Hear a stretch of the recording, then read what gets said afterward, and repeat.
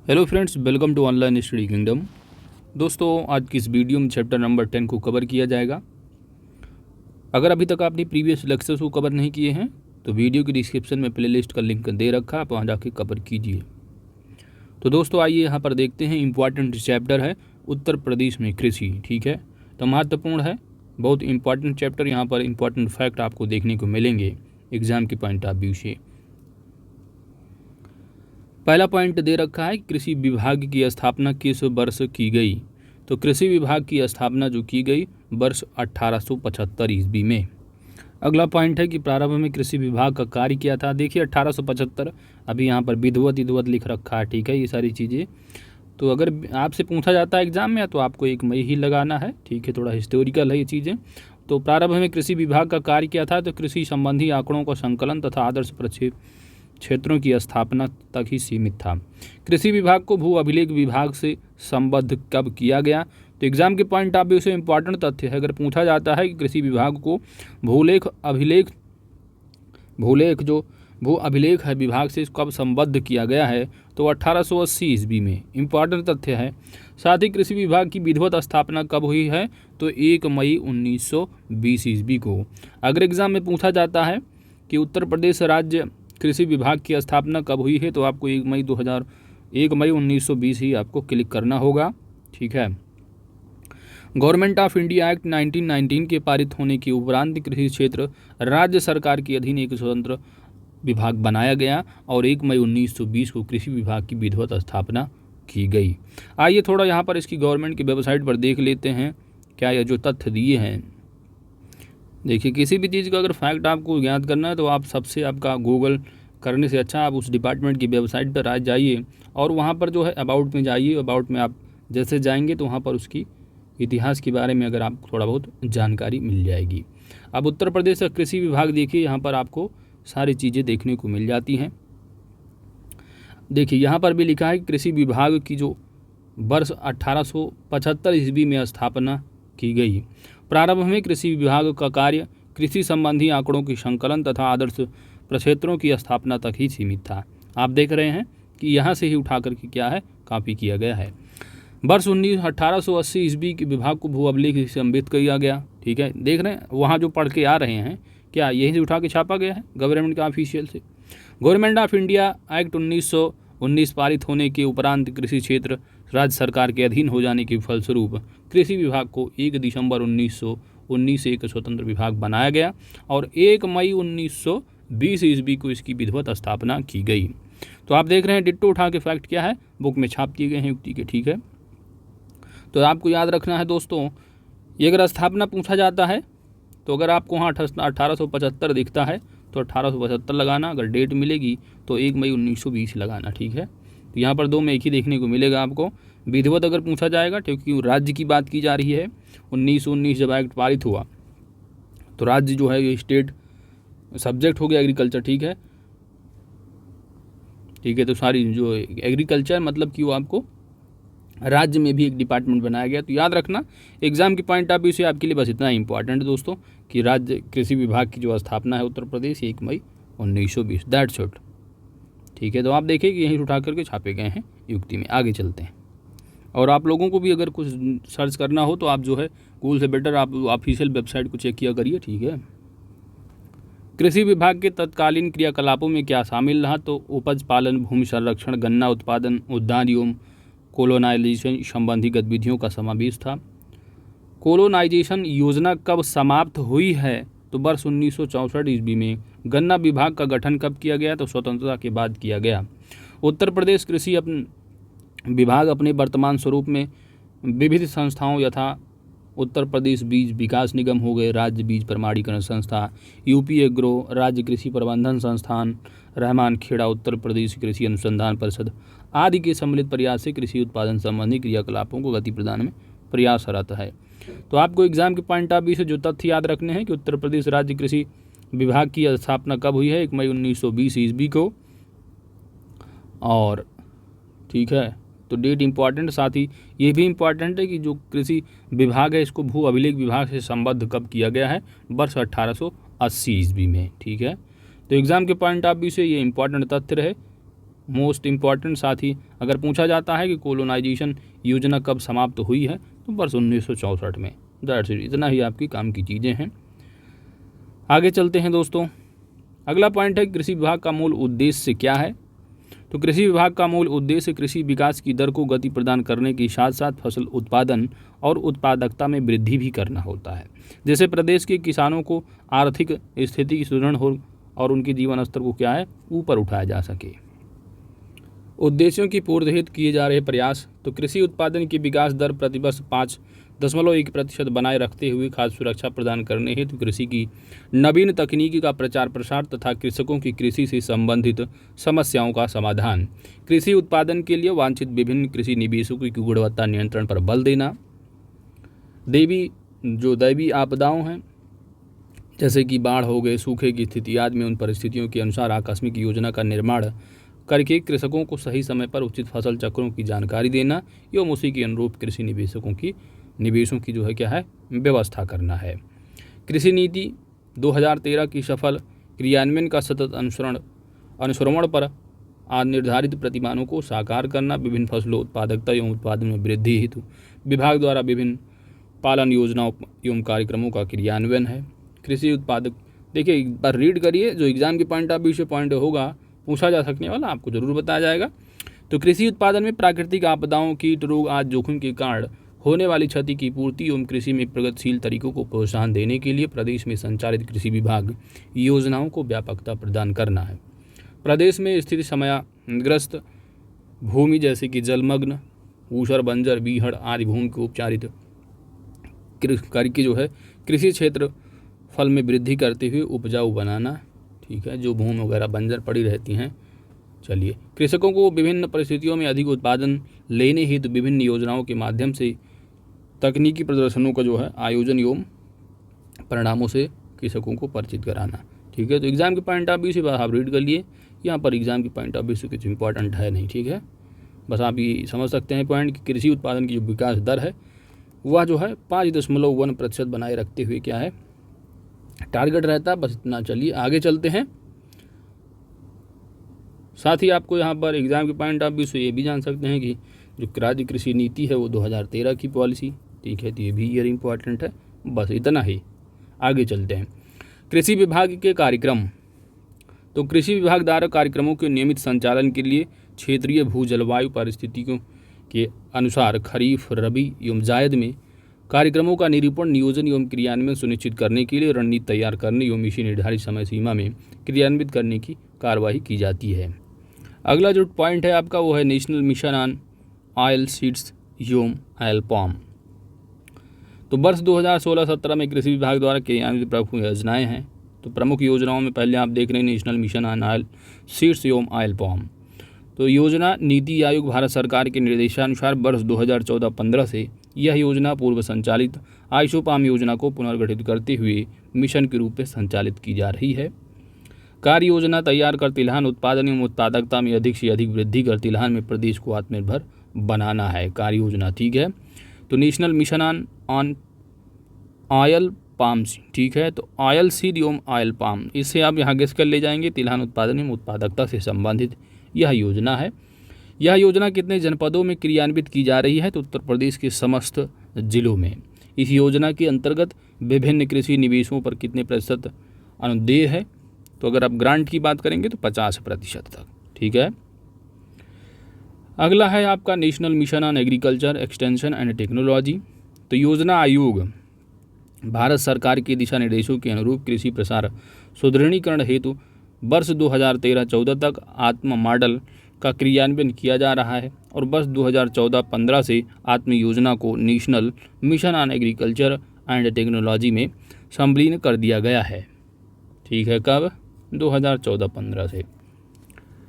नवीन योजना के अंतर्गत निम्नलिखित 4 सब मिशन संचालित हैं, जैसे कि प्रधानमंत्री कृषि सिंचाई योजना भी संचालित है। ठीक है, तो 4 सब मिशन और प्रधानमंत्री कृषि सिंचाई योजना। अब यहाँ पर रीड करिए। ठीक है, बाकी एग्जाम के पॉइंट ऑफ व्यू से यहाँ पर सब मिशन ऑन एग्रीकल्चर एक्सटेंशन जागरूकता पैदा करने तथा उपयुक्त प्रौद्योगिकी कृषि एवं एलाइड सेक्टर में अधिकाधिक उपयोग पर केंद्रित है। योजना के अंतर्गत वर्ष 2016-17 में कृषक प्रशिक्षण, एक्सपोजर विजिट, किसान मेला, किसान गोष्ठी, किसान वैज्ञानिक संवाद हो गए। प्रदर्शन का आयोजन, कृषि समूहों की कैपेसिटी बिल्डिंग, फार्म स्कूल का आयोजन आदि जो है वो निःशुल्क कराए गए। उच्च गुणवत्ता के बीजों का प्रयोग कृषि उत्पादकता एवं उत्पादक बढ़ाने का सबसे प्रभावी साधन है।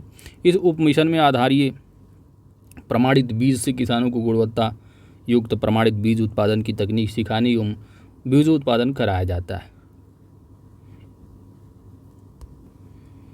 इस मिशन के अंतर्गत चयनित किसानों के प्रति एकड़ में लगने वाले बीज पर 50% का ग्रांट जो है दिया जाता है। ठीक है, तो ये ग्रांट थोड़ा देख लिए, 50% ग्रांट है। चलिए, इस मिशन के अंतर्गत प्रमुख कार्य रूप में जो है वो ब्लॉक गांव स्तर पर कस्टम हायरिंग सेंटरों की स्थापना तथा फार्म मशीनरी बैंकों की स्थापना का कार्य कृषकों को अनुदान उपलब्ध कराकर किया जा रहा है। तो ये इंपॉर्टेंट तथ्य है, इसको याद रखना है। ठीक है, सब मिशन ऑन प्लांट प्रोटेक्शन कार्यक्रम फसलों को वैज्ञानिक एवं पर्यावरण मित्रवत तकनीकों को IBM के माध्यम से रोग कीट मुक्त कर कृषि उत्पादन बढ़ाने में भी रखा गया। ठीक है, अगला है national mission for sustainable agriculture का। 16-17 में RAD के अंतर्गत कितने हेक्टेयर भूमि का सुधार कर आयवर्धक कृषि पद्धतियों का कार्यक्रम चलाया गया? तो एग्जाम के पॉइंट ऑफ व्यू से इंपॉर्टेंट फैक्ट है 5846 हेक्टेयर भूमि का। अगला पॉइंट है रेनफेड एरिया डेवलपमेंट कार्यक्रम का मुख्य उद्देश्य क्या है? तो इसका उद्देश्य वर्षा आधारित क्षेत्रों में उपयुक्त कृषि पद्धतियाँ अपनाकर टिकाऊ उत्पादकता प्राप्त करके इन क्षेत्रों के किसानों की जो है आर्थिक स्थिति में सुधार करना है। रेनफेड एरिया डेवलपमेंट, तो रेनफेड आप समझ रहे हैं वर्षा युक्त जो है एरिया आधारित क्षेत्र। ठीक है, मृदा स्वास्थ्य कार्ड क्या है? तो मोस्ट इंपॉर्टेंट तथ्य है एग्जाम के पॉइंट ऑफ व्यू से। ठीक है, क्या? मृदा स्वास्थ्य कार्ड। मृदा स्वास्थ्य कार्ड के अंतर्गत चयनित क्षेत्र ग्राम पंचायत राजस्व ग्राम से ग्रिड के आधार पर नमूने प्राप्त कर निःशुल्क मृदा परीक्षण कराकर क्षेत्र के समस्त किसानों को मृदा स्वास्थ्य कार्ड जो है उपलब्ध कराया जाता है। ठीक है, इसके अंतर्गत जो ग्राम पंचायत राजस्व ग्रामों से ग्रिड के आधार पर नमूने प्राप्त किए जाते हैं, निःशुल्क जो है वहाँ पर निःशुल्क है ये। ठीक है, मृदा परीक्षण। परंपरागत कृषि विकास योजना का उद्देश्य क्या है? तो इसका योजना का जो उद्देश्य है रसायन और पेस्टिसाइड युक्त कृषि उत्पादों का उत्पादन करना तथा किसानों की आर्थिक स्थिति में सुधार लाना है। इस योजना के अंतर्गत 50-50 एकड़ के क्लस्टर गठित किए जाते हैं और प्रत्येक क्लस्टर में 50 किसान होते हैं तथा प्रत्येक किसान की 1 एकड़ भूमि सम्मिलित होती है। क्लस्टर की जो अवधि होती है वह 3 वर्ष होती है। तो एग्जाम के पॉइंट ऑफ व्यू से मोस्ट इंपॉर्टेंट तथ्य है, याद रखना है। ठीक है, परंपरागत कृषि विकास योजना। ठीक है, इसके अंदर क्या होता है कि 50-50 एकड़ के क्लस्टर गठित किए जाते हैं और प्रत्येक क्लस्टर में 50 किसान होते हैं। ठीक है, और प्रत्येक किसान की 1 एकड़ भूमि सम्मिलित होती है जिसमें कि क्लस्टर की अवधि जो होती है 3 वर्ष। तो ये मोस्ट इंपॉर्टेंट तथ्य है। अगला है आपका नेशनल फूड सिक्योरिटी मिशन। तो नेशनल फूड सिक्योरिटी मिशन का उद्देश्य प्रदेश में खाद्य सुरक्षा के दृष्टिगत क्षेत्रफल तथा उत्पादकता वृद्धि को टिकाऊ बनाते हुए खाद्यान्न उत्पादन में वृद्धि करना, भूमि की उर्वरता तथा उत्पादकता को बढ़ाना तथा कृषि क्षेत्रों के स्तर पर लाभकारी प्रदेश स्थापित करना है। अगला है आपका नेशनल क्रॉप इंश्योरेंस प्रोग्राम। तो योजना आयोग भारत सरकार के दिशा निर्देशों के अनुरूप राष्ट्रीय कृषि की बीमा योजना एवं मौसम आधारित फसल बीमा योजना को वर्ष 2014-15 में एकीकृत नेशनल क्रॉप इंश्योरेंस प्रोग्राम का संचालन किया जा रहा है। कब से? 2014-15 से। प्रधानमंत्री फसल बीमा योजना के अंतर्गत प्रतिकूल मौसमी स्थिति में फसल की बुआई न कर पाने वाले फसल की बुआई से कटाई की अवधि में प्राकृतिक आपदाओं, रोगों, कृमियों से फसल नष्ट होने तथा फसल की कटाई के बाद आगामी 14 दिनों की अवधि में खेत में खड़ी हुई फसल की क्षतियों की कृषकों को बीमा कवर के रूप में वित्तीय सहायता प्रदान करना है। प्रधानमंत्री फसल बीमा, ये सब आप बजट में भी पढ़ लेंगे। ठीक है, करंट अफेयर्स के पार्ट में। पुनर्गठित मौसम आधारित फसल बीमा योजना प्रतिकूल मौसम की परिस्थितियों यथा कम व अधिक तापमान, वर्षा, आर्द्रता, तेज हवा आदि से फसल नष्ट होने के आधार पर कृषकों को बीमा कवर के रूप में वित्तीय सहायता दे होती है। ठीक है, तो ये सारी चीज़ें आप करंट से कवर करेंगे अच्छे से, यहाँ पर ज़्यादा डिटेल में तो दिया नहीं लोगों ने। ठीक है, चलिए आगे चलते हैं। अगला पॉइंट है दोस्तों वर्मी कंपोस्ट यूनिट की स्थापना। तो इंपॉर्टेंट तथ्य है मृदा में जीवांश तत्वों की वृद्धि हेतु प्रदेश के प्रत्येक राजस्व ग्राम में एक वर्मी कंपोस्ट यूनिट की स्थापना की जाएगी। नेक्स्ट पॉइंट है बुंदेलखंड क्षेत्र में सिंचाई जल उपयोग की क्षमता को बढ़ाने की योजना है। तो इसके तहत क्या है कि योजना के अंतर्गत बुंदेलखंड क्षेत्र में जनपदों में सिंचाई सूक्ष्म सिंचाई को बढ़ावा देने हेतु अधिकतम अनुदान पर स्प्रिंकलर, ठीक है, तो स्प्रिंकलर ड्रिप सिंचाई प्रणाली की स्थापना कृषकों के खेतों पर कराई जाएगी। पंडित दीनदयाल उपाध्याय किसान समृद्धि योजना। तो इंपॉर्टेंट तथ्य है एग्जाम के पॉइंट ऑफ व्यू से। तो भूमि सेना योजना के स्थान पर यह योजना वर्ष 2017-18 में समयग्रस्त भूमि की सुधार हेतु क्रियान्वित की जा रही है। तो इंपॉर्टेंट तथ्य है किस लिए है ये किसान समृद्धि योजना पंडित दीनदयाल उपाध्याय है। तो यह भूमि के सुधार हेतु क्रियान्वित योजना है। जनपद बुंदेलखंड हेतु फसल अवशेष प्रबंधन की प्रोत्साहन की योजना। तो इस योजना के अंतर्गत फसल अवशेष के प्रबंधन हेतु प्रचार प्रसार तथा कृषकों को अनुदान पर कृषि यंत्र वितरित किया जाना। कृषि यंत्र। अगला पॉइंट है कृषि शिक्षा एवं अनुसंधान। उत्तर प्रदेश में कृषि के महत्व को देखते हुए शिक्षा शोध एवं प्रसार कार्यों में गतिशीलता बनाए रखने तथा प्रभाव परिणामी कृषकों को उपलब्ध कराने की दृष्टि से प्रदेश के विभिन्न कृषि जलवायु परिस्थितियों निम्न 4 कृषि विश्वविद्यालय तथा एक डीम्ड कृषि विश्वविद्यालय स्थापित है। तो याद रखना है उत्तर प्रदेश में 4 कृषि विश्वविद्यालय हैं जबकि एक जो है वो डीम्ड कृषि विश्वविद्यालय स्थापित है। कौन कौन से हैं जरूर याद रखना, एग्जाम के पॉइंट ऑफ व्यू से मोस्ट इम्पॉर्टेंट तथ्य हैं। तो एक तो चंद्रशेखर आज़ाद कृषि विश्वविद्यालय कृषि एवं प्रौद्योगिकी विश्वविद्यालय कहाँ पर है, कानपुर में। एक तो नरेंद्र देव वाला जो कि कुमारगंज में है, फैजाबाद यानी अयोध्या हो गया अब, ठीक है। तो नरेंद्र देव कृषि एवं प्रौद्योगिकी विश्वविद्यालय कुमारगंज फैजाबाद और ये कानपुर। उसके बाद एक सरदार वल्लभ भाई पटेल वाला है जो कि मोदीपुरम मेरठ में है, ठीक है। और कृषि एवं प्रौद्योगिकी विश्वविद्यालय बांदा। ये 4 हैं जो कि विश्वविद्यालय कृषि एग्रीकल्चर यूनिवर्सिटी हैं, ठीक है। तो इनको जरूर याद रखना। एक डीम्ड कृषि विश्वविद्यालय भी है, वो है इलाहाबाद में, दैट इज प्रयागराज। तो Sam Higginbottom institute of agriculture sciences and technology, ठीक है, ये डीम्ड है। इनको जरूर तथ्य याद रखना आपको। इस विभाग के नियंत्रण के अधीन उत्तर प्रदेश कृषि अनुसंधान परिषद लखनऊ की स्थापना प्रदेश में स्थापित कृषि विश्वविद्यालयों तथा संबंधित विभागों के साथ तकनीकी समन्वय तथा कृषि विश्वविद्यालय द्वारा संचालित किए जा रहे कार्यों की समीक्षा सुझाव देने के उद्देश्य से की गई है। अगला पॉइंट है दोस्तों कि उत्तर प्रदेश में कार्यशील जनसंख्या के कितने प्रतिशत लोग कृषि में लगे हैं। तो एग्जाम के पॉइंट ऑफ व्यू से मोस्ट इम्पॉर्टेंट तथ्य है 59.3% लोग, ठीक है। तो टोटल जो कार्यशील पॉपुलेशन है उसमें कृषि में कितने लोग लगे हैं, 59.3% है। उत्तर प्रदेश में कितने कृषि जलवायु प्रदेश क्षेत्रों में बांटा गया है, तो 9 हैं, ठीक है। कई बार एग्जाम में पूछा गया है उत्तर प्रदेश की विभिन्न एग्जामों कृषि जलवायु क्षेत्र कितने हैं उत्तर प्रदेश में, तो 9 हैं। उत्तर प्रदेश में चावल की अपेक्षा किस अनाज की खेती अधिक क्षेत्रों पर होती है, तो चावल के बाद गेहूं है, ठीक है। चावल की अपेक्षा क्या है, गेहूं की ज़्यादा होती है। फसल चक्र अपनाने से क्या लाभ होते हैं, तो उर्वरा शक्ति की कम से कम जो है वो हानि होती है। उत्तर प्रदेश की प्रमुख फसल कौन सी है, गेहूं। कौन सा फसल चक्र पूर्वी उत्तर प्रदेश के लिए सर्वाधिक उपयुक्त, तो धान मक्का गेहूं। उत्तर प्रदेश का अग्रणी उत्पादक, तो गेहूं में उत्पादक नंबर 1 है, गन्ना में, आलू में, ठीक है। भारत में उत्तर प्रदेश किनके उत्पादन में जो है वो प्रथम स्थान पर है, तो उत्तर प्रदेश गेहूं और गन्ना, ठीक है। ये सारी चीज़ें आप करंट से भी कवर करेंगे।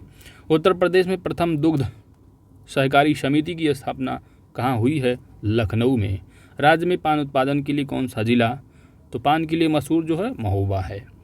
सबसे नगदी फसल जो है महत्वपूर्ण दैट इज गन्ना होती है। उत्तर प्रदेश में खरीफ फसल की बुआई होती है तो जून जुलाई के दौरान, ठीक है। तो खरीफ रबी जायद इनका जो है जरूर याद रखना टाइम कब कब बुआई होती हैं। आंवले का सर्वाधिक उत्पादन करने वाला कौन सा है, प्रतापगढ़। किसान मित्र योजना कब प्रारंभ हुई, 18 जून 2001 को। मोस्ट इम्पॉर्टेंट तथ्य याद रखना है। अगला पॉइंट है कि कृषक वृद्धावस्था पेंशन योजना कब शुरू की गई। देखिए ये यहाँ पे जो ये आपका पॉइंट चल रहे हैं ना, ये काफ़ी इंपॉर्टेंट एग्जाम के पॉइंट आप भी, ठीक है, तो उनको आप अच्छे से ज़रूर कवर कीजिएगा, यहीं से आपके क्वेश्चन बनेंगे। कृषक वृद्धावस्था पेंशन योजना कब है शुरू, तो ये है 2 अक्टूबर 1998 में। किसान मित्र कब, 18 जून 2001, ठीक है। उत्तर प्रदेश कृषि अनुसंधान परिषद जो स्थित है कहाँ पर, लखनऊ में। उत्तर प्रदेश का मलिहाबाद किस लिए प्रसिद्ध है, दशहरी आम के लिए। उत्तर प्रदेश में प्रमुख रूप से आम की किस किस्म का उत्पादन होता है, तो दशहरी और चौसा। उत्तर प्रदेश में राजकीय फल संरक्षण एवं डिब्बाबंदी संस्थान कहाँ है, तो लखनऊ में स्थित है। उत्तर प्रदेश में दलहन शोध संस्थान कहाँ है, कानपुर में। ये सारी चीज़ें हम जब वो परीक्षा वाणी की कवर कराए हैं जो, ठीक है, संस्थान वाले, उसमें इसको कवर कराया अच्छे से। उत्तर प्रदेश में गन्ना उत्पादन किन क्षेत्रों में होता है, तो तराई क्षेत्र व गंगा यमुना दोआब क्षेत्र में। उत्तर प्रदेश में किसान बही योजना कब लागू हुई, वर्ष 1992 में। अफीम खेती के लिए प्रसिद्ध जो है वो बाराबंकी डिस्ट्रिक्ट है। चने का सर्वाधिक उत्पादन जो होता है वो बुंदेल रीजन में होता है, ठीक है। अमरूद के लिए प्रशिक्षण एवं प्रयोग केंद्र कहाँ पर स्थित हो, तो इलाहाबाद प्रयागराज में, ठीक है। राज्य के फल पट्टी क्षेत्र, तो जनपद दे रखे हैं फलपट्टी क्षेत्र, और फलपट्टी का नाम क्या है, ठीक है। तो लखनऊ में जो मलिहाबाद, काकोरी, ठीक है, बक्सी का तालाब, ये आम का लिए है, फलपट्टी की नहीं आती है। सहारनपुर अगर बेहड़ देखेंगे तो बेहड़ जो पट्टी क्षेत्र है वो आम की फलपट्टी है। बागपत का जो रीजन खेकड़ा, जानी, पिलाना, सभी आम के लिए हैं। मेरठ में शाहजहाँपुर, माचरा, ठीक है, आम। ऊंचा गांव, स्याना, बुलंदशहर, ठीक है, सभी के सभी जो है आम वाले पट्टी आप देखने को मिल रहा है, ठीक है। चिरई गांव, कुंडा, कलंकर, प्रतापगढ़ का, ठीक है। वैसे प्रतापगढ़ के लिए आंवला फेमस, ठीक है।